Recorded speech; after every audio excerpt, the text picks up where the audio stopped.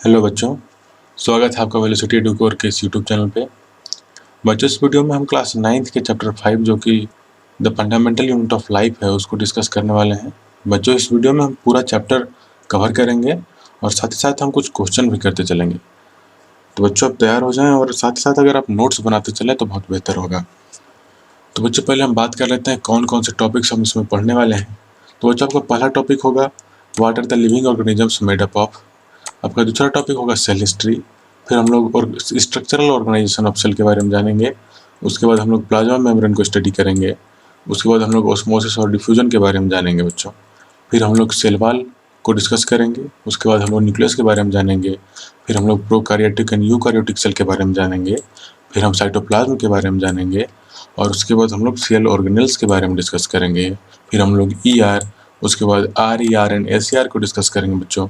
फिर एक छोटा सा टॉपिक होगा मेम्ब्रेन बायोजेनेसिस। फिर हम लोग गोल्गी अपरेटस के बारे में जानेंगे, लाइसोसोम के बारे में जानेंगे, माइटोकॉन्ड्रिया के बारे में जानेंगे। हम लोग प्लास्टिड्स डिस्कस करेंगे, वैक्यूल्स डिस्कस करेंगे, प्लांट सेल और एनिमल सेल के बारे में जानेंगे और बीच बीच में हम लोग कुछ क्वेश्चंस भी करते चलेंगे बच्चों। ठीक है, तो चलिए हम शुरू करते हैं। तो बच्चों, बात है 1665 की। एक साइंटिस्ट थे जिनका नाम था रॉबर्ट हुक। उन्होंने अपने खुद के डिजाइंड माइक्रोस्कोप में, सेल्फ डिजाइंड माइक्रोस्कोप में बच्चों, उन्होंने कॉर्क को देखा। कॉर्क बोलते हैं बच्चों पेड़ के छाल को। तो एक पेड़ के छाल को उन्होंने अपने खुद के बनाए हुए माइक्रोस्कोप में जब देखा तो उन्हें कुछ इस तरह का स्ट्रक्चर देखने को मिला। उन्होंने हनीकॉम्ब लाइक स्ट्रक्चर उसमें पाया जिनका नाम उन्होंने दिया सेल। अच्छा, सेल का मतलब होता है बच्चों स्मॉल रूम, छोटे छोटे कमरे। जैसे कि अगर आप इस डायग्राम को देखें तो यहाँ पे छोटे छोटे कमरे आपको दिख रहे हैं बच्चों, बने हुए दिख रहे हैं क्या? छोटे छोटे कमरे जैसे बने हुए हैं बच्चों। इन्हीं को मद्देनजर रखते हुए इन्होंने इसका नाम सेल दिया है। तो बच्चों, अब हम सेल की थोड़ी हिस्ट्री जान लेते हैं। तो बच्चों, क्या है, cell was first discovered by Robert Hooke in 1665। ये बात तो मैंने आपको पिछले स्लाइड में भी बता दी बच्चों। सेल की खोज रॉबर्ट हुक साहब ने 1665 ईस्वी में की अपने खुद के बनाए हुए एक प्रिमिटिव माइक्रोस्कोप में। ठीक है बच्चों।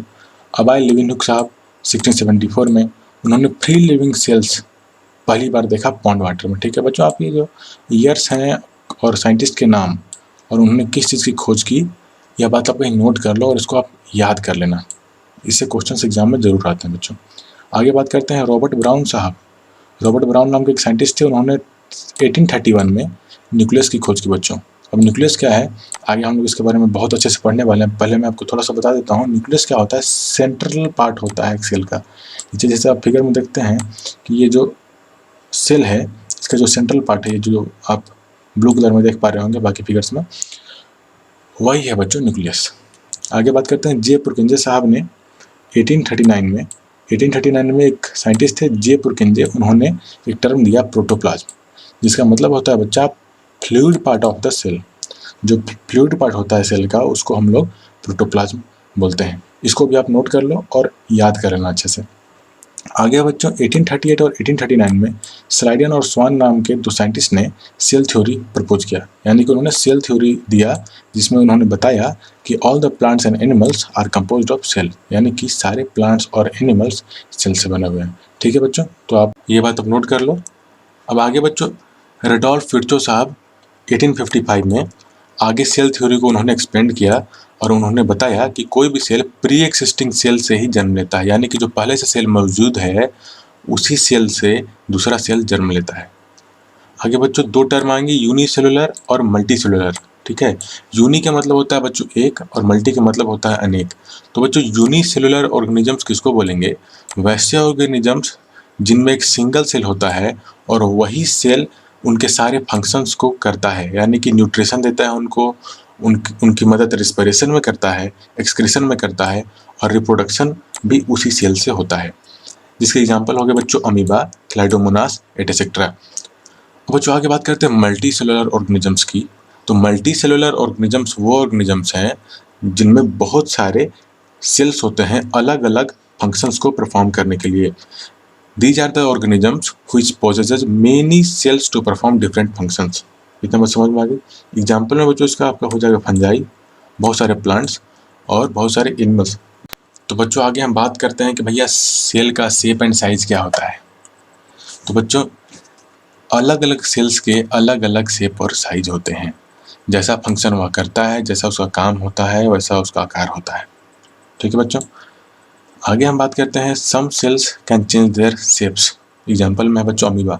अमीबा क्या करता है, अपना शेप भी चेंज कर सकता है।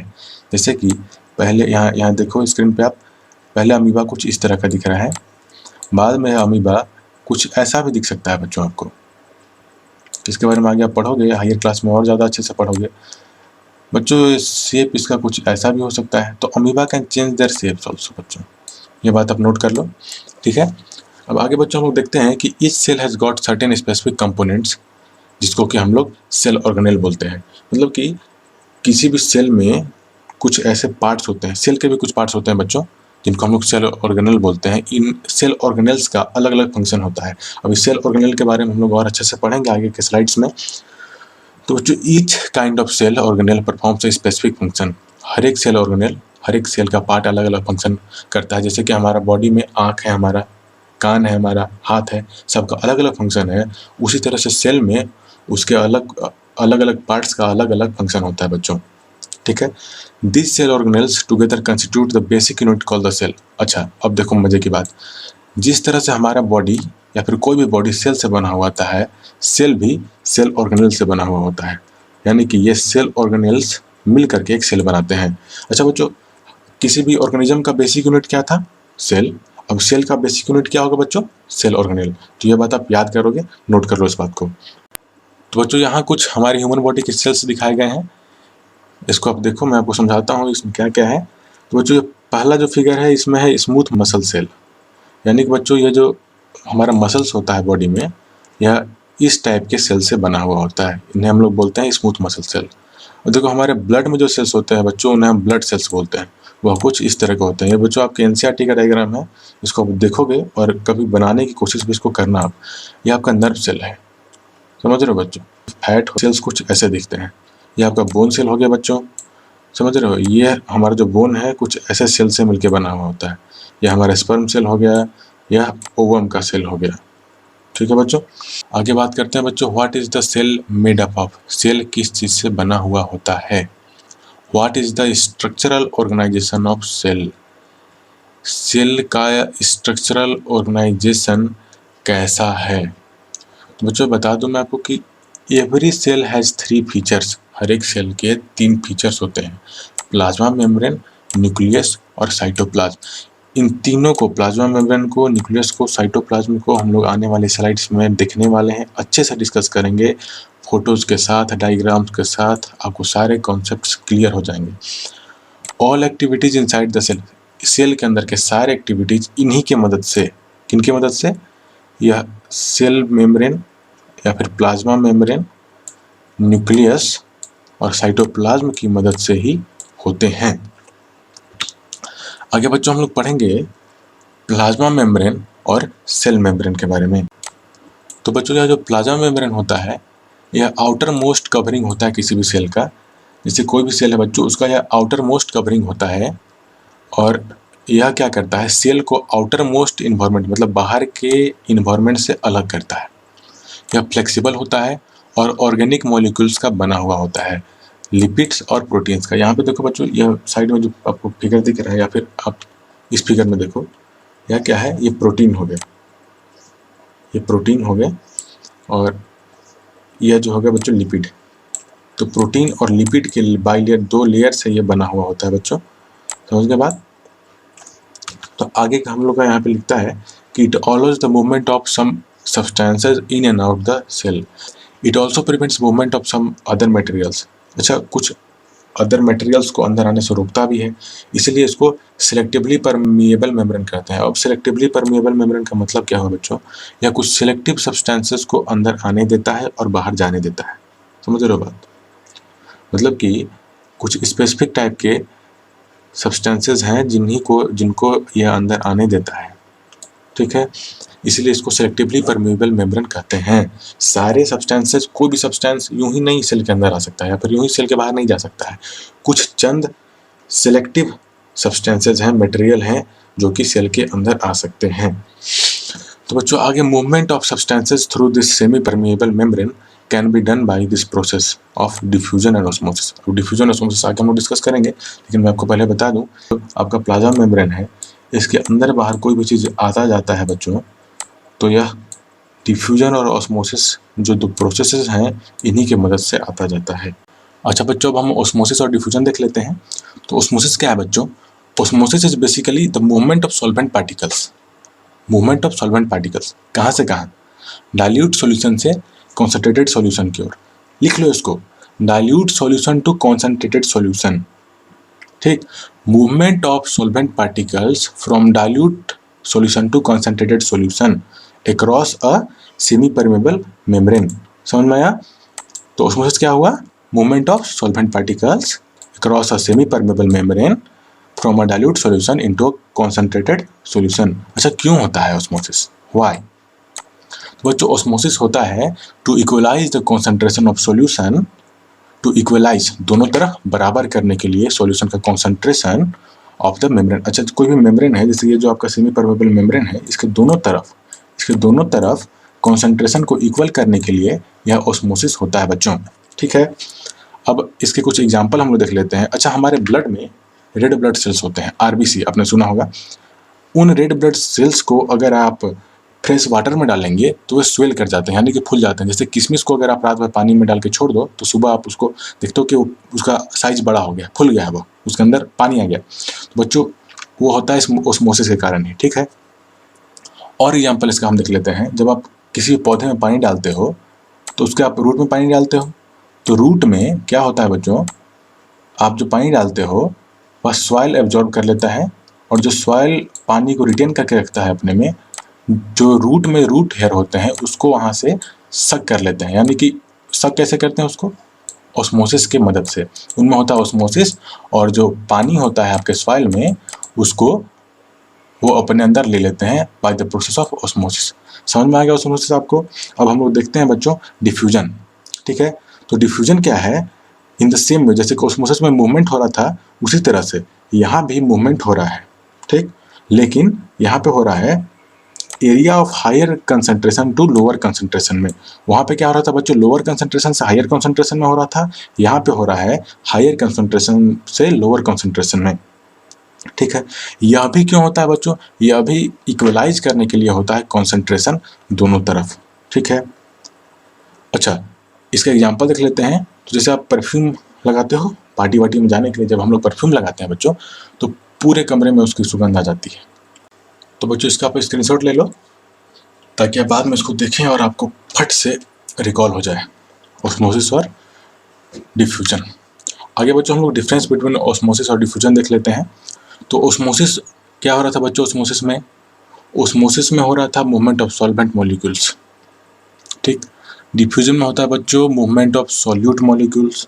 इसको ऐसा करो कि आप या तो नोट करते चलो, अभी लिखते चलो कहीं पे, या फिर स्क्रीनशॉट ले लो आप इसका, बाद में इसको आप लिख लेना। वैसे तो आपको इसके नोट्स हमारे टेलीग्राम चैनल पे मिल ही जाएंगे। आपने अगर ज्वाइन नहीं किया अभी तक तो ज्वाइन कर लो, लिंक आपको डिस्क्रिप्शन में मिल जाएगा। और साथ ही डिस्क्रिप्शन में इसका आपको PDF का लिंक भी मिल जाएगा, वहाँ से भी आप इसको डाउनलोड कर सकते हो। ठीक है बच्चों, तो यहाँ क्या है ऑस्मोसिस में? ऑस्मोसिस में मूवमेंट ऑफ सॉल्वेंट मॉलिक्यूल्स होता है, जबकि डिफ्यूजन में मूवमेंट ऑफ सॉल्यूट मॉलिक्यूल्स होता है। अच्छा, ऑस्मोसिस में होता है मूवमेंट लोअर कॉन्सेंट्रेशन से हायर कंसंट्रेशन में, डिफ्यूजन में होता है from higher concentration to lower concentration. ठीक है, अच्छा ऑस्मोसिस में क्या होता है बच्चों? ऑस्मोसिस केवल होता है सेमी परमेबल मेम्ब्रेन के अक्रॉस, पर डिफ्यूजन के लिए किसी भी सेमी परमेबल मेम्ब्रेन की जरूरत नहीं। जैसा मैंने आपको बताया था ना कि आप स्प्रे करते हो डीओ वगैरह, सेंट जब आप लगाते हो पार्टी वार्टी में जाने के लिए, तो पूरा रूम में फैल जाता है। ठीक, तो वहाँ पे तो कोई मेम्ब्रेन का जरूरत है नहीं, एयर में पूरा आपका फैल गया। उसी तरह से यहाँ क्या बोल रहा है कि डिफ्यूजन के लिए किसी भी semi permeable membrane is not required. समझ गए बात? अच्छा, ऑस्मोसिस का एग्जांपल यहाँ कुछ दिया हुआ है, shrinking of potato slice while kept in concentrated sucrose solution. और यहाँ डिफ्यूजन का एग्जांपल दिया है बच्चों की आप पानी, एक गिलास पानी ले लो, उसमें थोड़ा इंक डाल दो, तो पूरा पानी जो है सबका ब्लू हो जाएगा। जो आपका इंक का कलर है वैसा पूरा पानी हो जाएगा। तो बच्चों यही है यहाँ पे ऑस्मोसिस और डिफ्यूजन में, यही डिफरेंस है। इसको या तो आप स्क्रीनशॉट ले लो या कहीं लिख लो, बाकी तो नोट्स आपको मिल ही जाएगा टेलीग्राम पे हमारे। चलो फटाफट दो क्वेश्चन का आंसर दे दो बच्चों। आपका पहला क्वेश्चन है, how do substances like CO2 and water moves in and out of the cell wall. ठीक, यहाँ पे बच्चों थोड़ा सा मिस्टेक है, यहाँ CO2 होना चाहिए और यहाँ पे सेल वॉल होना चाहिए। ठीक है, तो how do substances like CO2 and water moves in and out of the cell wall. अच्छा, इसका आंसर आपको तो पता ही होगा बच्चों, बहुत तेज बच्चे हैं आप लोग। ऑस्मोसिस और डिफ्यूजन की मदद से substances like CO2 and water moves in and out of the cell wall. ठीक है, आपका नेक्स्ट क्वेश्चन है बच्चों, why is the plasma membrane called selectively permeable membrane. Plasma membrane को सेलेक्टिवली परमेबल मेम्ब्रेन क्यों बोलते हैं? ऐसा इसलिए है, मैंने आपको पहले बताया, फिर से बता दे रहा हूँ कि ऐसा इसलिए है क्योंकि यह कुछ ही मटेरियल्स को अपने अंदर बाहर आने जाने देता है, जैसे कि CO2, वाटर, ऐसे ही मटेरियल्स को सिर्फ यह अंदर बाहर आने जाने देता है, इसलिए इसको सिलेक्टिवली परमेबल बोलते हैं। ठीक है, कोई भी मटेरियल यूं ही इसके अंदर बाहर आ जा नहीं सकता। समझ गए बच्चों? तो बच्चों नेक्स्ट टॉपिक है आपका सेल वॉल। अच्छा, इसके नाम से पता चलता है आपको कि कुछ दीवार जैसी चीज़ है, क्योंकि यहाँ वॉल लिखा हुआ है। अच्छा, डायग्राम में आप देखो, यह एक प्लांट सेल की यहाँ पे तस्वीर लगी हुई है ना। इसका जो आउटर मोस्ट लेयर है बच्चों, इसको हम लोग सेल वॉल बोलते हैं। इसका काम क्या होता है बच्चों? सेल को प्रोटेक्शन देना। जैसे आपके घर के चारों ओर जो बाउंड्री बनी हुई होती है बच्चों, आपका जो ये घर है, थोड़ा सा डायग्राम भी मैं बना लेता हूँ, अपना शौक पूरा कर लेता हूँ। अच्छा, तो ये जो आपका घर है, इसके चारों ओर हम लोग बाउंड्री बनवाते हैं बच्चों। क्यों बाउंड्री बनवाते हैं? ताकि कोई बदमाश हमारे घर के अंदर ना आ जाए, कोई चोर हमारे घर के अंदर ना आ जाए। ठीक है, उसी तरह से ये जो सेल वॉल है, वह भी सेल की रक्षा करता है कि इसके अंदर कुछ खराब चीज़ ना चला जाए, है ना। तो आइए कुछ कुछ पॉइंट्स हम इसका डिस्कस कर लेते हैं। तो it is present only in plant cells. चलो इसको नोट कर लो, फटाक से नोट कर लो। Cell wall is present only in plant cells. The cell wall is composed of cellulose and it is permeable. Cell wall क्या है बच्चों? सेलुलोज से बना हुआ होता है। ठीक, सेल वॉल सेलुलोज से बना हुआ होता है। इसको भी नोट करो, फटाफट लिखते जाओ आप लोग। And it is permeable. Permeable का मतलब क्या है बच्चों? यह भी कुछ मटेरियल्स को अपने अंदर बाहर आने जाने देता है, इसलिए इसको हम लोग परमेबल बोलते हैं। It separates the contents of cell from the surrounding. अच्छा, सेल के अंदर का जो कंटेंट है बच्चों, इसको बाहरी सतह से, बाहर वाले सराउंडिंग से इसको अलग करता है, इसलिए इसको वॉल भी बोलते हैं, सेल वॉल, है ना। अच्छा, क्या है? It gives shape and protection to the cell. यह सेल को शेप देता है, ठीक, और सेल को प्रोटेक्शन देता है। जैसे मैंने आपको बताया, हमारे बाउंड्री वॉल का काम क्या होता है? हमको प्रोटेक्शन देना। ठीक, उसी तरह से इसका भी काम है सेल को प्रोटेक्शन देना। ठीक है, तो बच्चों मैं आपको दिखा दे रहा हूँ सेल वॉल का डायग्राम। तो यह जो है सेल वॉल की तस्वीर है, एक जूम्ड पिक्चर, जो कि आपने पिछले स्लाइड में भी देखा। ये बच्चों, ये जो आउटर मोस्ट जो आपको लेयर है, थोड़ा येलो और ग्रीन कलर में जो आपको दिख रहा है, यह हो गया बच्चों आपका सेल वॉल। यह आपका हो गया सेल वॉल। ठीक है, यह आउटर मोस्ट लेयर है और सेल को प्रोटेक्शन देता है, साथ ही साथ सेल को शेप प्रोवाइड करता है।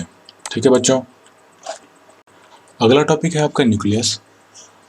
तो बच्चों एक एक पॉइंट इसका हम डिस्कस करते चलते हैं। ठीक है, एक हम लोग पेन ले लेते हैं पहले। तो the nucleus has a double layered covering called nuclear membrane. अच्छा, न्यूक्लियस में बच्चों एक डबल लेयर्ड कवरिंग होती है। इसकी बाहर की जो कवरिंग है डबल लेयर्ड होती है बच्चों। ठीक है, जिसको हम लोग न्यूक्लियर मेम्ब्रेन बोलते हैं। ठीक है, the nuclear membrane has pores which allows the transfer of material from inside to outside. देखो अगला स्लाइड में मैंने आपको यहाँ दिखाता हूँ। यह देखो, ये जो पोर्स है बच्चों, ये पोर्स जो है, इन्हीं पोर्स से जो मटेरियल्स हैं इन और आउट होते हैं न्यूक्लियर मेम्ब्रेन के। The nucleus contains chromosomes which are composed of DNA and proteins. अच्छा, न्यूक्लियस में बच्चों क्रोमोसोम्स होते हैं जो कि DNA और प्रोटीन्स कैरी करते हैं। Nucleus plays an important role in protein synthesis. बच्चों ये बहुत इंपॉर्टेंट पॉइंट है, इसको आप नोट कर लो। ठीक है, न्यूक्लियस क्या करता है? प्रोटीन सिंथेसिस में भी मदद करता है, बहुत इंपॉर्टेंट रोल प्ले करता है न्यूक्लियस प्रोटीन सिंथेसिस में। इस पे क्वेश्चंस आने ही है आप एग्जाम में।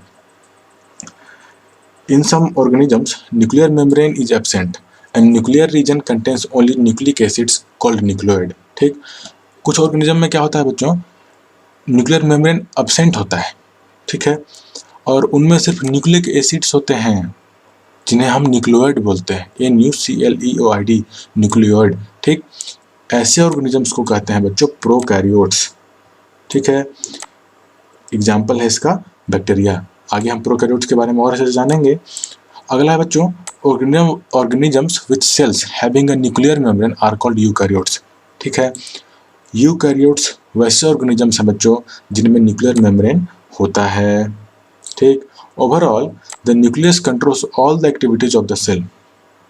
एक सेल में होने वाली जितनी एक्टिविटीज होते हैं ओवरऑल न्यूक्लियस उन सारे एक्टिविटीज को गवर्न करता है, उन्हें कंट्रोल करता है। ठीक है बच्चों। अच्छा बच्चों, मैं आपको प्रोकैरियोट्स और यूकैरियोट्स की तस्वीर दिखा देता हूँ। ये देखो, ये प्रोकैरियोट्स हुए।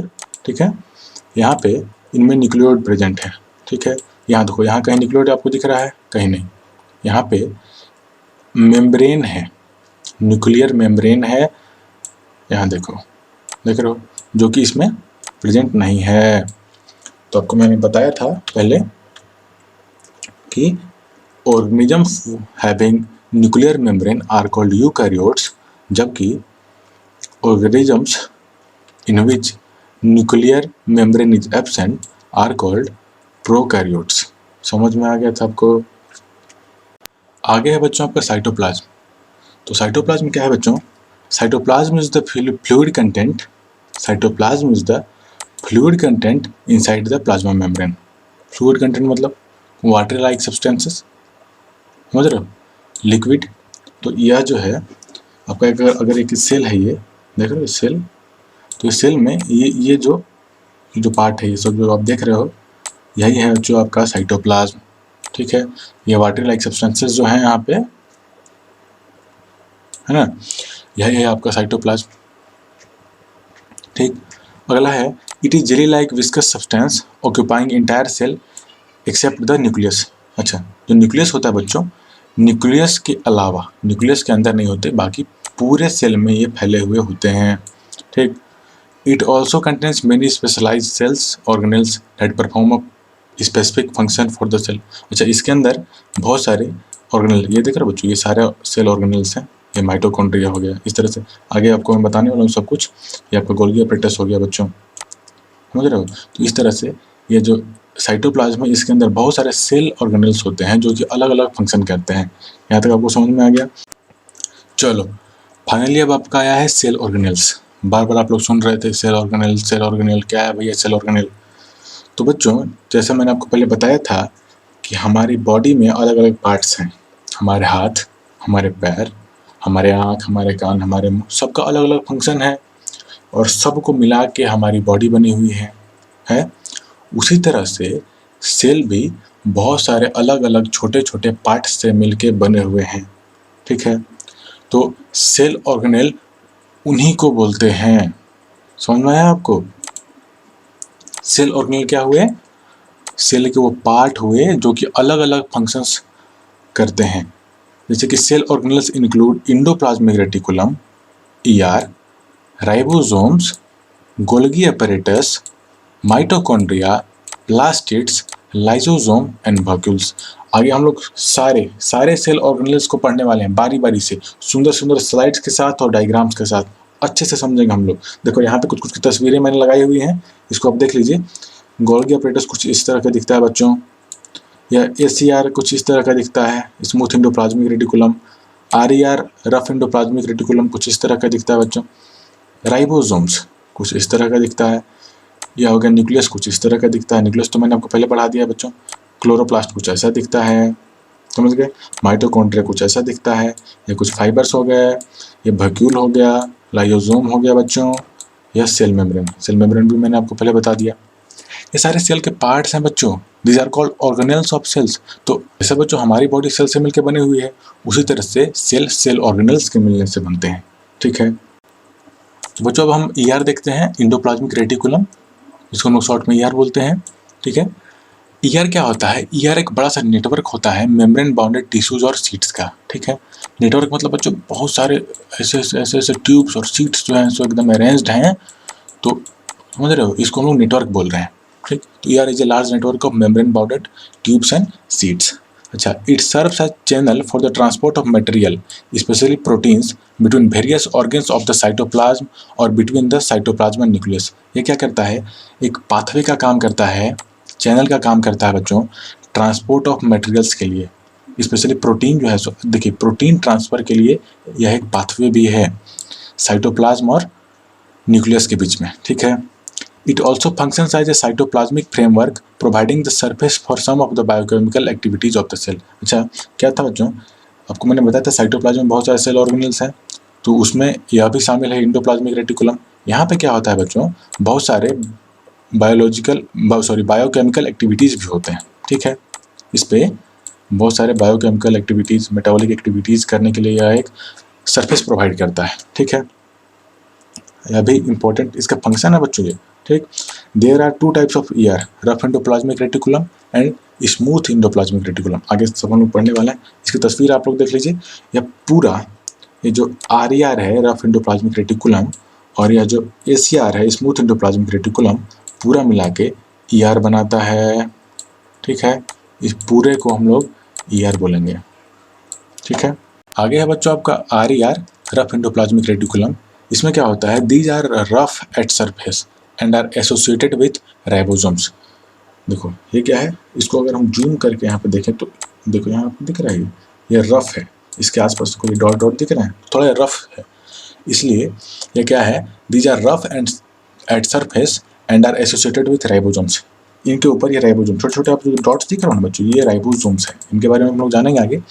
ओके, तो these are responsible for the synthesis of proteins. यह प्रोटीन सिंथेसिस में मदद करते हैं, प्रोटीन सिंथेसिस का में हेल्प करते हैं ये। ठीक है, आगे बच्चों एसीआर स्मूथ एंडोप्लाज्मिक रेटिकुलम। ठीक, these are smooth at surface and are not associated with ribosomes. देखो ये जो एसीआर है स्मूथ एंडोप्लाज्मिक रेटिकुलम, इसको अगर हम जूम करके यहाँ पे देखते हैं तो देखो यहाँ पे डायग्राम में देखो, जैसा ये है रफ वाला वैसा ये बिल्कुल नहीं है, यह बहुत स्मूथ दिख रहा है, साफ सुथरा दिख रहा है। ठीक, और ये इनके आसपास कोई भी राइबोसोम आपको देखने को नहीं मिल रहा है। राइबोसोम जैसे यहाँ पे दिख रहा था आपको, उस तरह से यहाँ पे कोई राइबोसोम्स देखने को नहीं मिल रहा है। ठीक है, it helps in manufacture of fat molecules और लिपिड्स। ये फैट और मॉलिक्यूल्स और लिपिड मॉलिक्यूल्स के मैन्युफैक्चर में मदद करते हैं, फैट और लिपिड बनाने में मदद करते हैं। आगे बच्चों it plays crucial role in detoxifying many poisons and drugs. क्या करता है बच्चों, जो जहर गलती से छोटे मोटे जो टॉक्सिकेंट्स हमारे सेल के अंदर आ जाते हैं उनको ये निकालता है। कोई भी दवाई, अलग अलग ड्रग्स, मतलब वो ड्रग्स नहीं जो आप मूवीज में देखते हैं, ड्रग्स यानी दवाइयाँ, कोई भी दवाई वाई कुछ भी पॉइजनस सब्सटेंसेस, टॉक्सिक सब्सटेंसेस अगर हमारे सेल के अंदर आ जाते हैं तो उनको यह डिटॉक्सिफाई करता है। ठीक है, आगे है बच्चों आपका मेम्ब्रेन बायोजेनेसिस। ये मैंने स्पेशली ऐड किया है इसमें ताकि आपको समझ में आए कि सेल मेम्ब्रेन, जो मैंने आपको सेल मेम्ब्रेन पढ़ाया वो बनता कैसे है। ठीक है, तो कुछ प्रोटीन्स होते हैं और कुछ लिपिड्स होते हैं जो कि ईआर के द्वारा बनाए जाते हैं। जैसे मैंने आपको बताया अभी आर एसीआर बताया, एक जो है प्रोटीन बना रहा था, एक लिपिड बना रहा था, समझ रहे हो, एक प्रोटीन बनाने में मदद कर रहा था, एक लिपिड बनाने में मदद कर रहा था। ठीक है, तो जो ईआर से प्रोटीन और लिपिड बनते हैं, है ना, उन्हीं से सेल मेम्ब्रेन बनता है। आपको मैंने सेल मेम्ब्रेन में बताया था, याद करो, दो लिपिड प्रोटीन और लिपिड बाइलेयर से बना हुआ था, दो लेयर थे उसमें प्रोटीन और लिपिड के, मैंने आपको दिखाया था डायग्राम में भी, याद करो। तो ये क्या होता है, ईआर से जो लिपिड और प्रोटीन बनते हैं ये हेल्प करते हैं सेल मेम्ब्रेन को बनाने में। अच्छा, इसी प्रोसेस को हम लोग मेम्ब्रेन बायोजेनेसिस बोलते हैं। तो इसका डेफिनेशन आप लोग याद कर लो या फिर कहीं नोट कर लो बच्चों, इंपॉर्टेंट है अभी। Some of the proteins and lipids synthesized by ER help in building the cell membrane. This process is known as membrane biogenesis. आगे है बच्चा पार्टी आपका गोल्गी अपरेटस। तो गोल्गी अपरेटस क्या होते हैं बच्चों, these are the cell organelles named after biologist Camillo Golgi.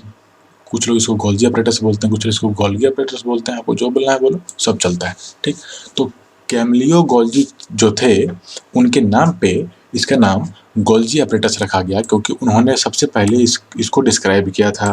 ठीक, तो गोल्जी क्या होता है, the Golgi consist of stack of membrane bound cisternae.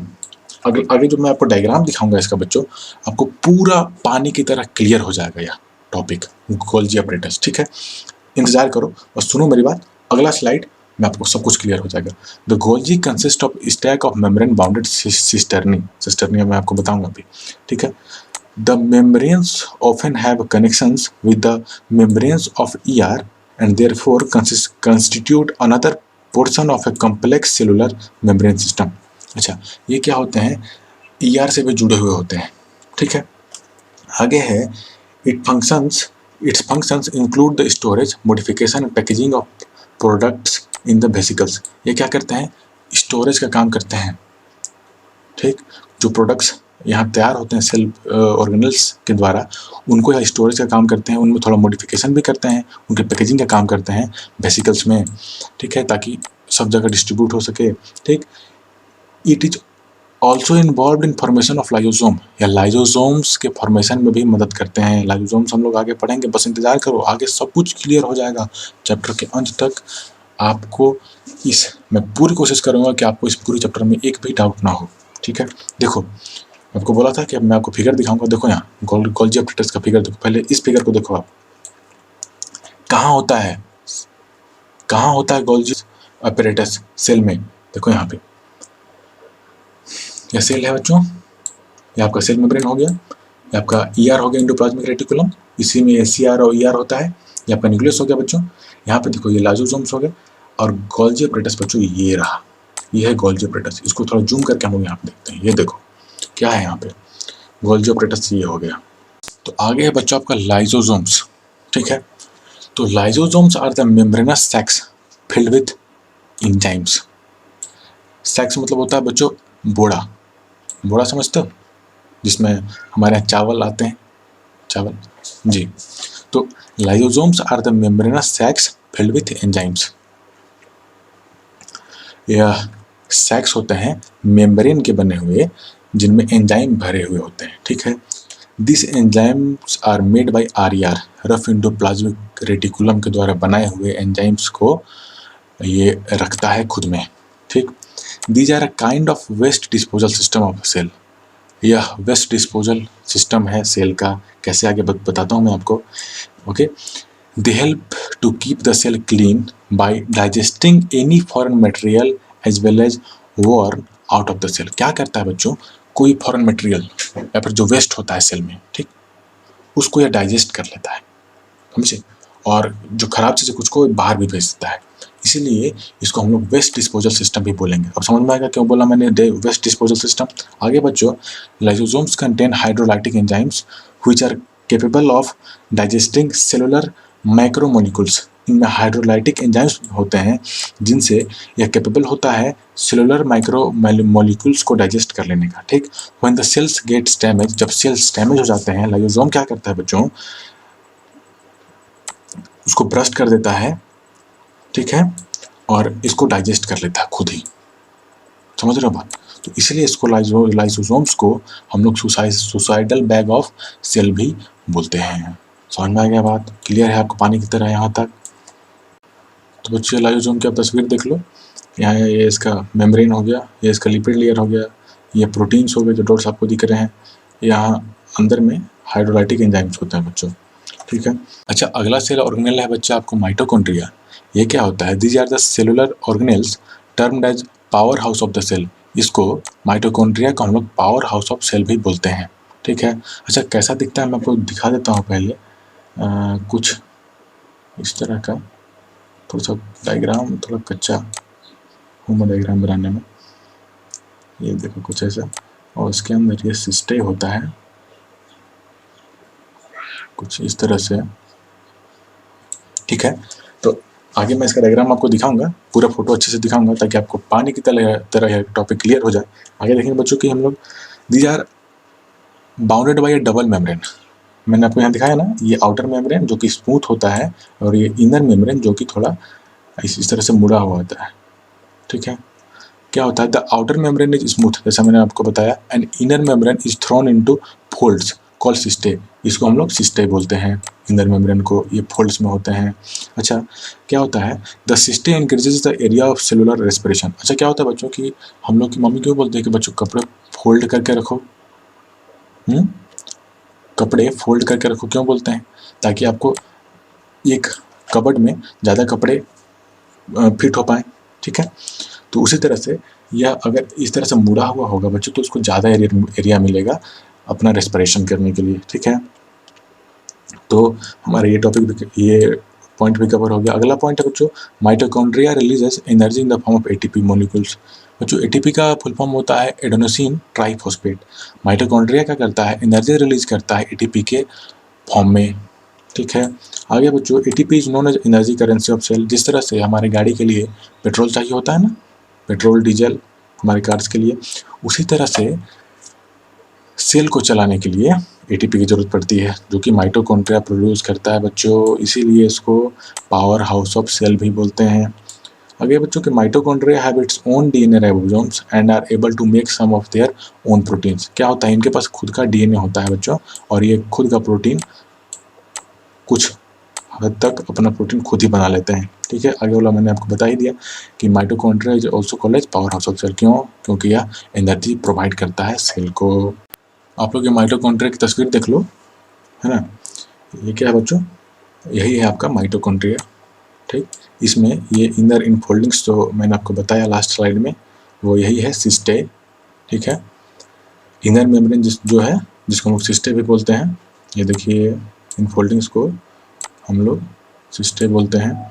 ये हो गया आपका इनर मेम्ब्रेन, और ये हो गया इसका आउटर मेम्ब्रेन, इसके राइबोसोम्स, ठीक है। यहाँ पे हो गया बच्चों इंटर मेम्ब्रेन स्पेस, मेम्ब्रेन के बीच की जो जगह होती है बच्चों, उसको हम लोग इंटर मेम्ब्रेन स्पेस बोलते हैं। इसके अंदर जो फ्लूइड हो गया बच्चों, इसको हम लोग मैट्रिक्स बोलते हैं, और इसके अंदर डीएनए भी होता है, जैसे मैंने आपको बताया, ठीक है। अब देख लो सेल में कहाँ होता है। ये सेल था, जैसे मैंने आपको बताया था, सेल में बहुत सारे सेल ऑर्गेनेल्स हैं, साइटोप्लाज्म है, उसी में यह माइटोकॉन्ड्रिया है। देखें इस तरह से माइटोकॉन्ड्रिया, और यही माइटोकॉन्ड्रिया मैंने आपको यहाँ पे दिखाया, ठीक है। यहाँ तक आपको समझ में आ गया। अगला सेल ऑर्गेनेल है बच्चों आपको प्लास्टिड्स, जो कि सिर्फ प्लांट सेल्स में होते हैं बच्चों। ये दो तरह के होते हैं, क्रोमोप्लास्ट और ल्यूकोप्लास्ट। क्रोमोप्लास्ट कलर्ड होते हैं बच्चों, ल्यूकोप्लास्ट वाइट या फिर कलरलेस होते हैं। क्रोमोप्लास्ट क्या है बच्चों? Chromoplast are the organelles which provide bright colours to the plant structures like birds and flowers. Chromoplast हैं बच्चों जिनकी वजह से आपके फूल और जो कलियां हैं बहुत सुंदर सुंदर दिखती हैं बच्चों। अच्छा, ल्यूकोप्लास्ट का काम क्या है? इनका काम है स्टार्च, ऑयल और प्रोटीन ग्रेन्यूल्स को स्टोर करना। समझ गए बात? अच्छा, प्लास्टिड्स के पास अपने खुद का डीएनए और राइबोसोम भी होता है। ये बच्चों इंपॉर्टेंट है, इसको और इसको आप लोग नोट कर लो, एग्जाम में आ सकता है, ठीक है। तो बच्चों ये आप देख लीजिए प्लास्टिड्स का डायग्राम। तो फर्स्ट में है बच्चों आपका क्रोमोप्लास्ट, ये कहाँ हुआ था बच्चों? फ्लावर्स में। फिर आता है बच्चों को क्लोरोप्लास्ट, ये ग्रीन ग्रीन, ये हो गया आपका बच्चों लीफ में। ये हो गया बच्चों ल्यूकोप्लास्ट। अच्छा, ल्यूकोप्लास्ट का काम मैं आपको क्या बताया था बच्चों? स्टोरेज का काम करता है। ये देखिए कलरलेस है या फिर वाइट हो सकता है, इसका काम है स्टोरेज का। किस चीज़ का स्टोरेज करता है ये? ऑयल्स का और प्रोटीन्स का, स्टार्च का। समझ गए बात? तो अगला सेल ऑर्गेनेल है बच्चा आपका वैक्यूल्स। वैक्यूल्स क्या होते हैं? Vacuoles are membrane bounded compartments present in both animal and plant cell. बच्चों ये वैक्यूल्स जो होते हैं, वैक्यूल्स मतलब समझ लो खाली जगह, ठीक है। तो ये क्या होता है? प्लांट्स और एनिमल सेल्स दोनों में होते हैं। तो ये स्टोरेज का काम करते हैं सॉलिड और लिक्विड कंटेंट्स के लिए, ठीक है। अगला है कि these are small size in animal and bigger in plant cell. ये एनिमल सेल्स में छोटे छोटे होते हैं, जबकि प्लांट सेल में ये बहुत बड़े बड़े होते हैं, ठीक है। तो these organelles store water, waste products and substances like amino acid, sugar and protein. ये क्या करते हैं? स्टोरेज का काम करते हैं। मैंने आपको पहले बताया था, ये वेस्ट प्रोडक्ट्स को रखते हैं, और amino acid, sugars, proteins etc को ये खुद में स्टोर करके रखते हैं। वैक्यूल्स की तस्वीर देख लीजिए बच्चों, ठीक है। जैसे मैंने आपको बताया था, ये जो स्पेस है इसी के अंदर ये स्टोरेज का काम करता है, ठीक है। तो बच्चों आगे हम बात करते हैं एनिमल सेल और प्लांट सेल के बारे में। बच्चों आपको स्क्रीन पे मैं दो डायग्राम्स दिखा रहा हूँ। पहला है आपका एनिमल सेल का, दूसरा है आपका बच्चों प्लांट सेल का। आपको आपके एनसीईआरटी बुक में यह दोनों डायग्राम्स मिल जाएंगे, वहाँ से आप इसको बनाइए और इसको लेबल करने की कोशिश करिए बच्चों। बहुत इंपॉर्टेंट है, आपके एग्जाम में दोनों में से कोई भी डायग्राम आ सकता है या फिर दोनों आ सकते हैं। आपको यह 12th क्लास तक काम देने वाला। अगर आप बायोलॉजी ऑप्ट करते हैं तो 12th क्लास तक आपको यह पढ़ना पड़ेगा, और अगर आप जूलॉजी या बॉटनी के साथ अगर आप ग्रेजुएशन करते हैं तो भी आपको ये पढ़ना पड़ेगा। ठीक है बच्चों, तो क्या है कि इसको आप बनाइए, इसको लेबल करिए अच्छे से, और सारे ऑर्गेनेल्स का नाम आप याद कर लें, उसको उनके फंक्शंस याद कर लें, बहुत इंपॉर्टेंट है बच्चों ये। ठीक है, आगे हम लोग बात करेंगे difference between plant cells and animal cells. ठीक है बच्चों, प्लांट सेल्स और एनिमल सेल्स में अंतर क्या है, डिफरेंस क्या है, उसको अभी चलो हम बारी बारी से देख लेते हैं। प्लांट सेल्स में बच्चों सेल वॉल होता है, जबकि एनिमल सेल में सेल वॉल नहीं होता है। ठीक, क्लोरोप्लास्ट होते हैं प्लांट सेल्स में, एनिमल सेल्स में कोई क्लोरोप्लास्ट नहीं होते हैं। देखो, प्लांट सेल्स में लार्ज वेहिकल्स, बड़े बड़े वेहिकल्स होते हैं, मैंने आपको बताया, लेकिन एनिमल सेल्स में छोटे छोटे वेहिकल्स होते हैं। देखो, higher plants do not possess centrioles, बड़े बड़े जो प्लांट्स होते हैं, समझ गए, उनमें सेंट्रियोल्स नहीं पाए जाते हैं, जबकि एनिमल सेल्स में सेंट्रियोल्स होते हैं बच्चों। तो बच्चों यह क्वेश्चन भी आई है, इंपॉर्टेंट है बच्चों ये क्वेश्चन। ठीक है, इसको आप लिख लो, याद कर लो, दिमाग में बैठा लो, प्लांट सेल और एनिमल सेल्स में डिफरेंस आने वाला है आपके एग्जाम में। ठीक है बच्चों, तो बच्चों यह था आपका आज का वीडियो। इस वीडियो में हमने क्लास 9 के chapter 5 the fundamental unit of life को डिस्कस किया। बच्चों यह वीडियो आपको कैसा लगा कमेंट सेक्शन में ज़रूर बताएं, वीडियो को लाइक करें, अपने दोस्तों के साथ शेयर करें। इस सेशन के PDF का लिंक बच्चों आपको डिस्क्रिप्शन में मिल जाएगा, वहाँ से आप डाउनलोड कर सकते हैं। इसके नोट्स आपको हमारे टेलीग्राम चैनल पर मिल जाएंगे, उसका लिंक आपको डिस्क्रिप्शन में मिल जाएगा, वहाँ से आप उसको डाउनलोड कर सकते हैं बच्चों। हमारे सोशल मीडिया हैंडल्स आपको ये स्क्रीन पर दिख रहे हैं, यहाँ पे आप हमसे जुड़ सकते हैं। आप कोई सुझाव हो तो हमें आप ईमेल कर सकते हैं velocitydecor@gmail.com पे। वीडियो में यहाँ तक बने रहने के लिए धन्यवाद। Stay tuned, happy learning.